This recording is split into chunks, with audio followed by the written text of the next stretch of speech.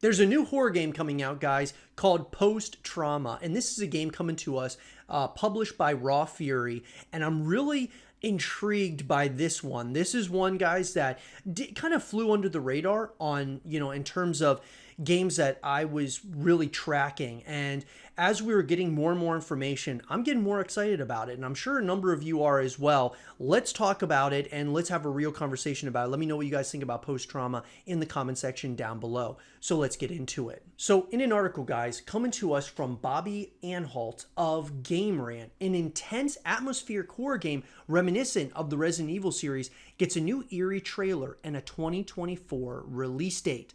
A new unnerving trailer for the indie horror game Post-Trauma was released and confirmed its 2024 release window. The zrotv published title appears to be reminiscent of a Resident Evil game with its nightmarish monsters and puzzle-based exploration.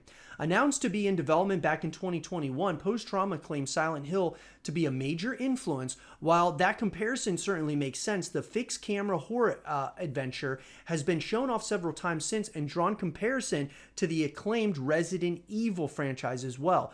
Post-Trauma will be the first game from indie developer Red Soul Games, a studio that started as a one-person passion project, but has grown into a small team of dedicated horror fanatics. And I love this story, guys. The story of Post-Trauma is awesome in terms of how this all came about, having, one person who just believed in the vision, and now it's a small team of people that are working on this thing.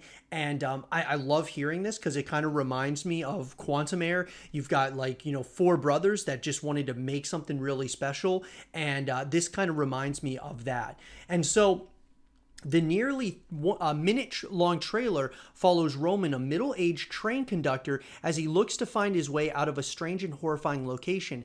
In addition to various clips of Roman investigating the world around him and interacting with various puzzle boxes within the world, the trailer also occasionally showcases a first-person perspective. The trailer ends with a mysterious voice who appears to act as some sort of guide for Roman. The game is coming to both PC and consoles. However, the specific home console platforms have yet to be named. It's easy to see why fans of the genre are excited about Post-Trauma. If a creator is going to borrow from another horror title, then it makes sense for them to be inspired by two of the best. With new games from either franchise still a way out, Post-Trauma looks to insert itself at just the right time. However, Resident Evil fans should look forward to September 21st as developer and publisher Capcom looks to share more info about the upcoming titles.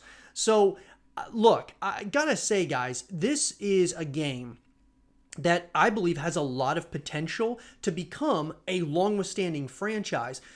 Just because it's taking things from Silent Hill and Resident Evil doesn't mean that it's going to, just be a copy and paste. This has its own story, has all of those things that are going to give us something that could be very special while we're awaiting those other titles. And maybe Post-Trauma can just make a name for itself altogether to become, like I said, a long-withstanding franchise, which is, of course, I'm all for them creating more games like Silent Hill, more games like Resident Evil, similar to that of like Dead Space, where Dead Space has had all kinds of spiritual successors, and I'm all for it. So creators are inspired by other games all the time, especially the greats. Even the highly anticipated Alan Wake 2 takes inspiration from Resident Evil, according to developers. The real question is whether Post-Trauma can deliver when fans finally get their hands on it. So obviously, guys, Post-Trauma is slated to release on console and PC in spring of 2024. So what I love about this title as well, similar to that of like, say, an Alan Wake or a Killing Floor 3,